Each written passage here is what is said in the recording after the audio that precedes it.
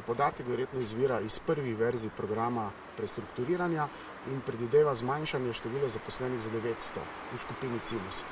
Velika večina tega zmanjšanja gre na naslov od prodaje 3 stebrov Cimosa, torej odprodal se bo energetski steber, to je Litostroy Power, ki ima skoraj 500 zaposlenih, potem Titan Kamnik, ki ima skoraj 200 zaposlenih, samega odpuščanja pa bo precej manj in nekako skozi vse programe in sedanje recimo poglede in analize, ki so bile opravljene, se računa, da bo od 7000 sedanjih zaposlenih takih viškov nekje med 200 in 300.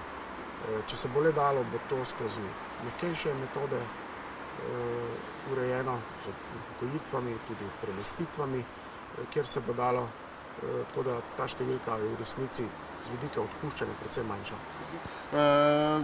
Je, da manjšina bo samo tukaj v Sloveniji udejanjena od tega krčenja števila zaposlenih?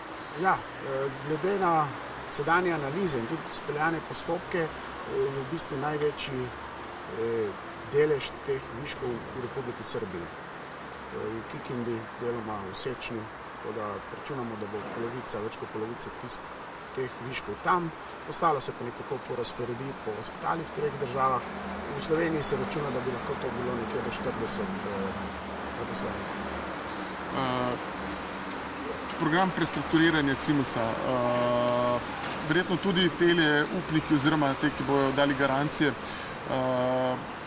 želijo imeti pred seboj nek tak dokument, verjetno to gre v tej smeri s tem usklajene, ne?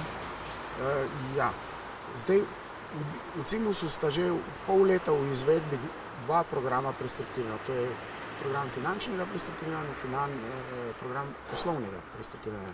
Za potrebe pridobitve državne pomoči pa je morala družba pristopiti tudi k programu celovitega prestrukturiranja, ki zajema obe področji in ki bo predložen na Evropski komisiji. Rok za oddajo tega programa je sredi novembra. Na tem programu se pospešeno se dela tudi na pogajanjih z bankami in z državo, ki bodo morali podati pomembne odgovore, ki bodo del tega programa. Tako da večina teh vprašanj, ki ste jih omenili, pravzaprav mora biti tam opisana, mora biti razrešena in tudi prihodne simulacije poslovanja do leta 2017 morajo to vsebovati.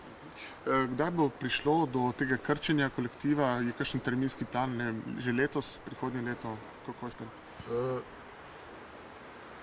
Zdaj, če gledamo po projektih, odprodaje potekajo. Kot veste, je bilo za Litostroy Power že razpisano v medijih in tudi v Financial Timesu, tako da predvidevamo, da bi moral biti postopek končan do recimo konca marca prihodnjega leta.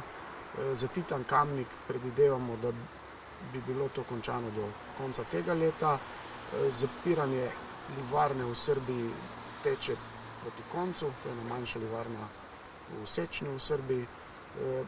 In prva od 3 faz krčenja z odpuščanjem je tudi že končana, kjer je bilo odpuščeno 70 delavcev v Kikindi v Republiki Srbiji. Še mogoče me zanima ta odnos s sindikati, ste zadovoljni z njihovim sodelovanjem, sprejemajo stvari na racionalen, razumni način?